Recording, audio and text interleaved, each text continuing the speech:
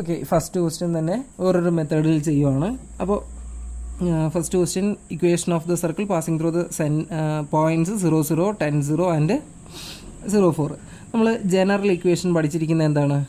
General equation of circle എന്ന് പറയുന്നത് x² + y² + 2gx + 2fy + c = 0 എന്നുള്ളതാണ് ഇക്വേഷൻ ഓഫ് സർക്കിൾ നമ്മൾ പഠിച്ചിരിക്കുന്നത്. അപ്പോൾ ഈ സർക്കിളിൽ ഒരു പോയിൻ്റാണ് ആര്? 0, 0. അപ്പോൾ 0, 0 ഇതിലെ പോയിൻ്റ് ആണെങ്കിൽ ഈ എക്സ് കാണുന്നിടത്ത് 0 കൊടുക്കാം. എക്സ് കോർഡിനേറ്റ് 0 കൊടുക്കാം, വൈ കോർഡിനേറ്റും 0 കൊടുക്കാം. അതായത് എക്സിനും വൈക്കും എന്ത് കൊടുക്കാം? 0 കൊടുക്കാം. എക്സിനും വൈക്കും 0 കൊടുത്താൽ ഈ ഇക്വേഷനിൽ എന്ത് സംഭവിക്കും? 0² + 0² + 2g × 0 + 2f × 0 + c = 0.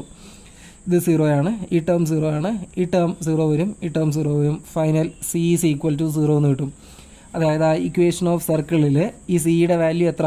0 എന്ന് പറഞ്ഞാൽ ആ സിയുടെ ടേം അവിടെ എഴുതണ്ട. അപ്പോൾ ഇക്വേഷൻ നമ്പർ 1 നമുക്ക് എങ്ങനെ റീറൈറ്റ് ചെയ്യാൻ പറ്റും? x² + y² + 2gx + 2fy = 0. അപ്പോൾ ഇനി അടുത്ത പരിപാടി എന്ന് പറയുന്നത് ഈ ജിയും എഫും കൂടെ കണ്ടുപിടിച്ച് കഴിഞ്ഞാൽ ഇക്വേഷനായി. അപ്പോൾ ഇതിന് ഇക്വേഷൻ 2 എന്ന് കൊടുത്തേ. ഇനി ഇക്വേഷനിൽ അടുത്ത പോയിൻ്റ് ഏതാണ്? സർക്കിളിൻ്റെ 10, 0 ആണ്. അപ്പോൾ 10, 0 ഈ സർക്കിളിലെ പോയിൻ്റ് ആണെങ്കിൽ, അപ്പോൾ ഈ 10, 0 ഈ സർക്കിളിലെ പോയിൻ്റ് ആണെങ്കിൽ ഈ ഇക്വേഷനിൽ എക്സിന് പകരം 10ഉം കൊടുക്കണം, വൈക്ക് പകരം എന്തും കൊടുക്കണം? 0യും കൊടുക്കണം.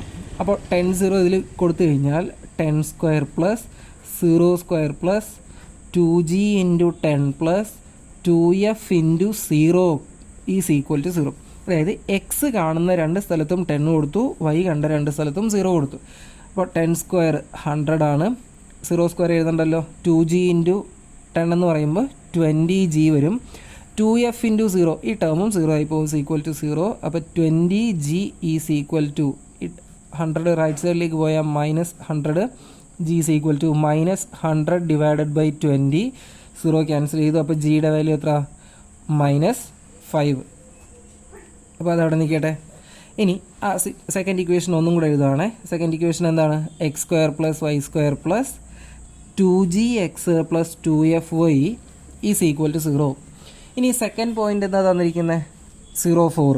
അപ്പോൾ 0, 4 ഈ സർക്കിളിലെ പോയിൻ്റ് ആണെങ്കിൽ എക്സിന് പകരം 0യും കൊടുക്കാം, വൈക്ക് പകരം 4ഉം കൊടുക്കാം. അപ്പോൾ എക്സിൻ്റെ വാല്യൂ 0² + വൈയുടെ വാല്യൂ 4² + 2g × എക്സിൻ്റെ പകരം 0, 2f × വൈക്ക് പകരം 4 = 0. 0² 0 ആയതുകൊണ്ട് എഴുതുന്നില്ല. 4² 16, ഈ ടേം 0 ആയി പോവും.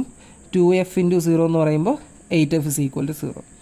അപ്പോൾ 8fൻ്റെ value -16, f -16/8, f -2.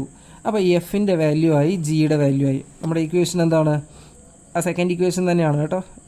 x² + y² + 2gx + 2fy = 0. ഇതിൽ ജിക്കും എഫിനും ജിയുടെ വാല്യൂ -5, എഫിൻ്റെ വാല്യൂ -2.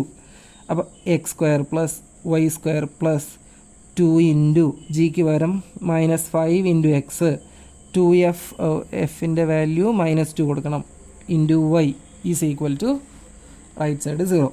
അപ്പോൾ equation x² + y², 2 × -5 -10 × x, 2 × -2 -4 × y = 0. അപ്പോൾ ഏത് മെത്തേഡിൽ ചെയ്താലും ആൻസർ സെയിം ആയിരിക്കും. ഓക്കെ.